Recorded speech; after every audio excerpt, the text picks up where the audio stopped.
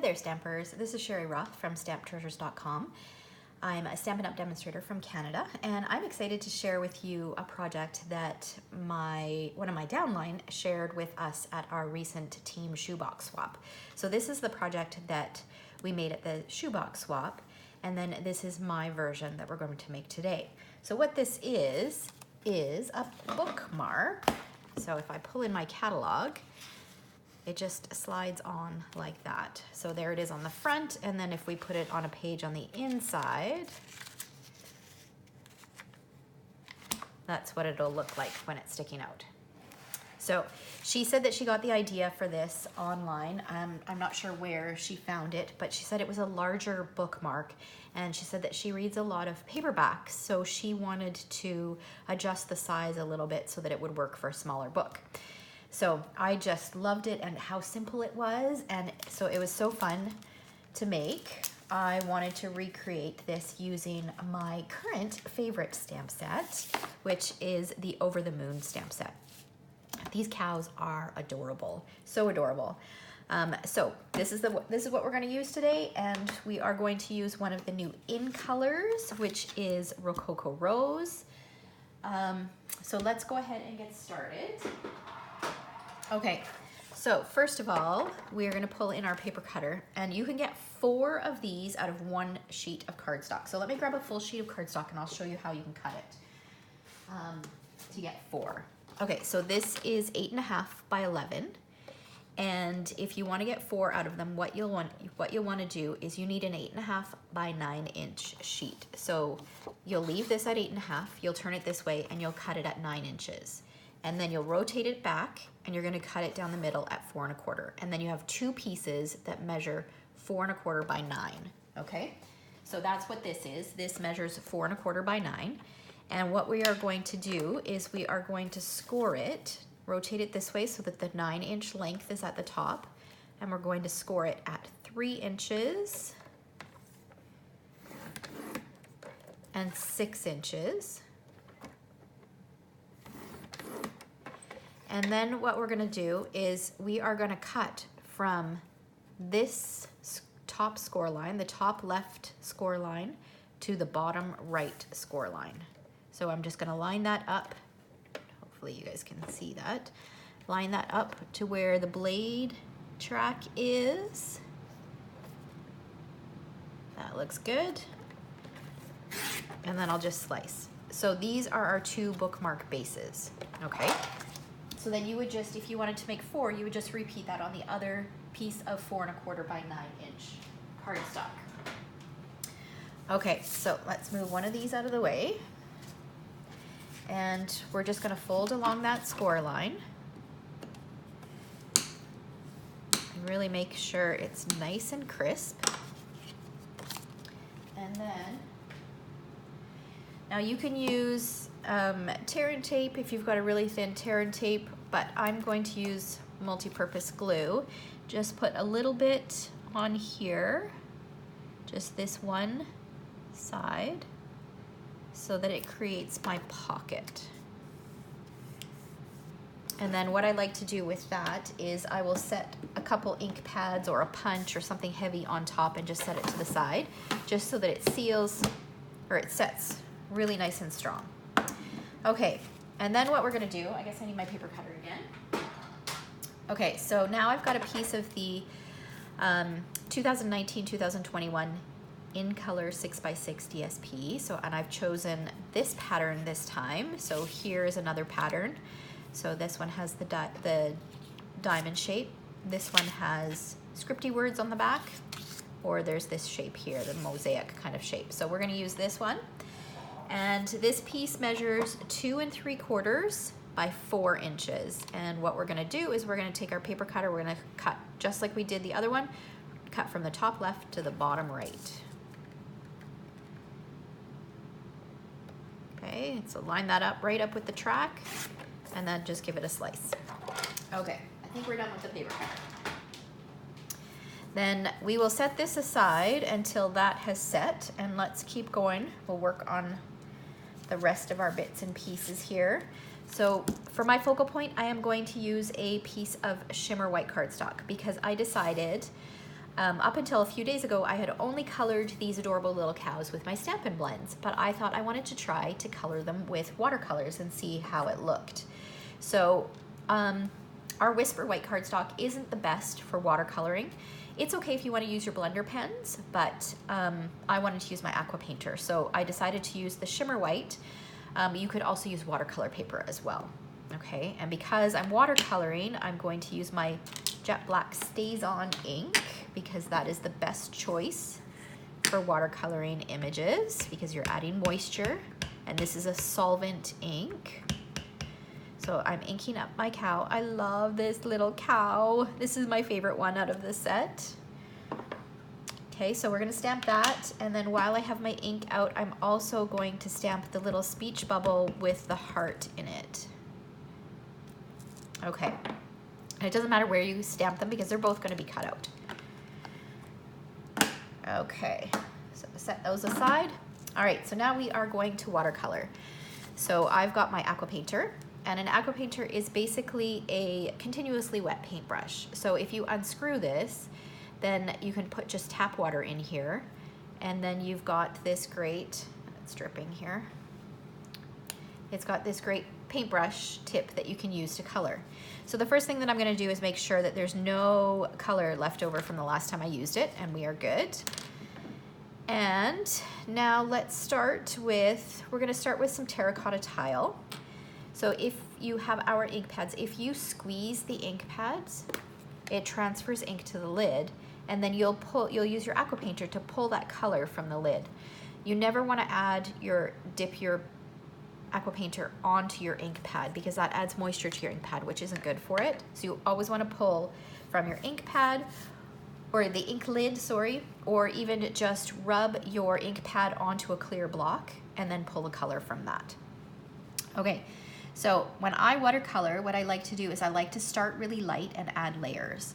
So I'm starting over here where it's a little lighter, pulling some of the color, and I'm just going to color in the bell. And my paintbrush is quite wet. And then what I'm gonna do is pull in a little bit of dark. Normally I would wait until this was dry to add my second layer. And just add a bit of dark up at the top. Oh, and what I wanna do is I just wanna color this in so it's a little darker. Okay, all right. Then I'm just cleaning my aqua painter so that, because I'm gonna move on to a different color. And now I'm going to use Rococo Rose, which is another one of our in colors. And I'm going to add a little bit of pink, again, starting light. And I'm going to color in the heart. And then I'll do just a little bit the inside of his ears. And then I'll go back in with a bit more color, maybe a little bit darker.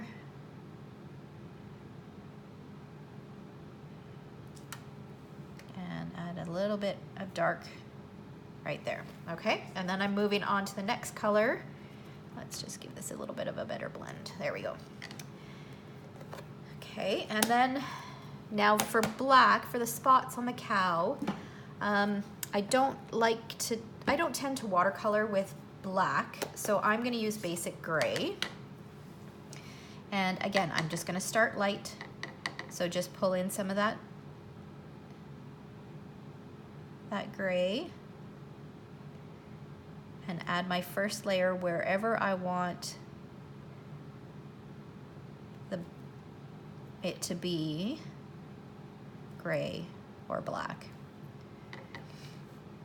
So his hooves, tip of his tail, and then his spots.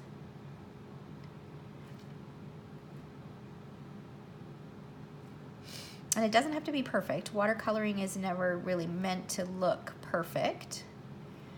And then I can go back and pull some of this darker color and add some highlights. So if I want this to be a little darker in spots, and the tips of his hair, and then I'll just blend it a little bit. If I want some shadow bits to go on here, or I can just, if you just wanted the spots to be darker, you could color the whole thing in and just add a few layers and it would make it even darker.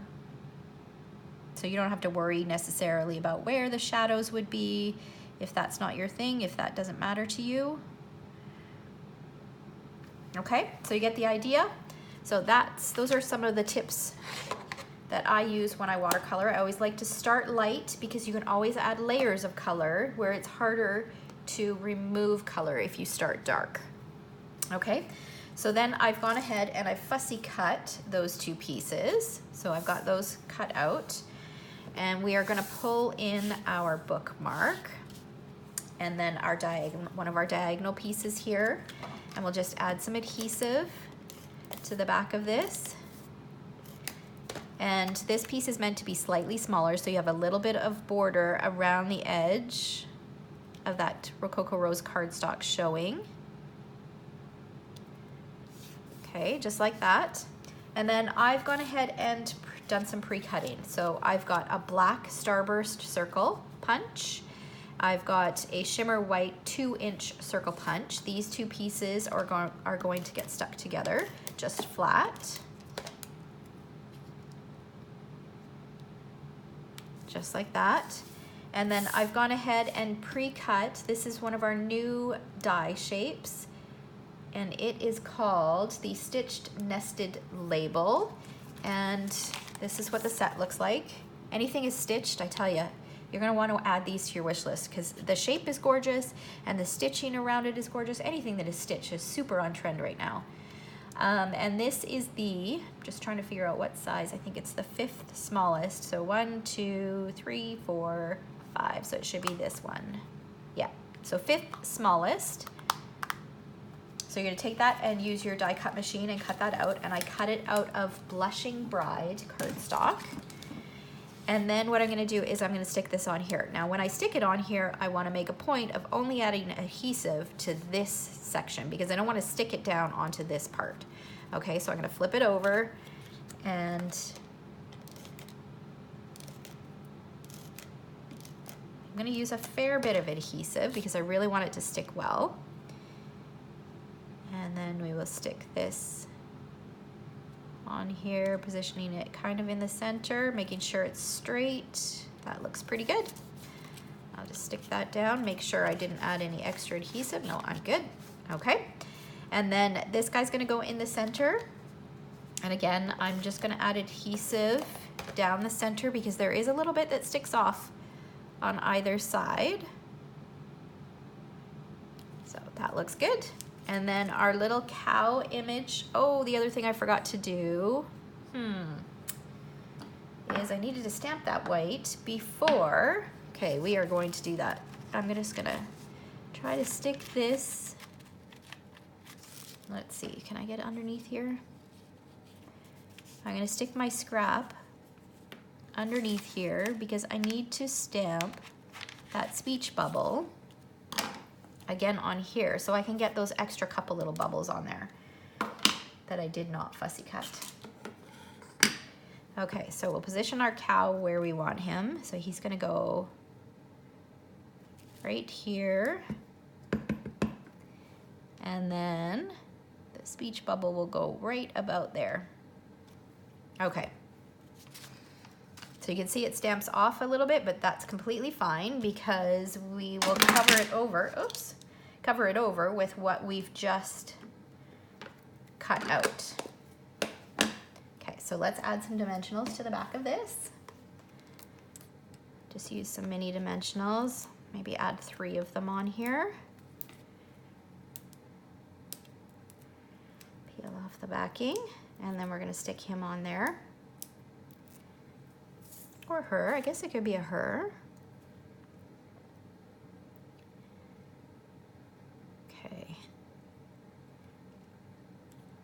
Just pop that on there, and then I will add a bit of adhesive to the back of this and line it up with what I've just stamped. And there we go. We've got our little bookmark. Isn't it cute? so cute. I love these little guys. But I wanted to show you another version because when she showed her friend, when my downline showed her friend this, she thought, oh, it would make a great gift card holder. And so I came up with this idea here. So I used a different cow image, and all I did was I just used the exact same template and I just flipped it over. So now it becomes a pocket for a gift card instead of a bookmark holder. So I added You're Utterly Fantastic on here, and then I just stuck that whole thing. You could leave it as is and write your message on the back for sure, but I wanted to turn it into a card. So I stuck it onto just one of our simple note cards. And then I took the envelope with a piece of the coordinating DSP, covered the envelope flap, and now I've got a card as well. So that's a quick and easy idea of something that you can make as a gift, or you can turn around and use the exact same template and create a gift card holder. So I hope you guys enjoyed that. If there's anything, I will include a full supply list in the bottom of the description, or in the description of this video. And if there's anything that you guys would like to shop for, please feel free to visit my online shop, which I will post the link to down below. And if you haven't already, please hit subscribe, and so that you don't miss out on any of my future videos. Thanks for watching, guys.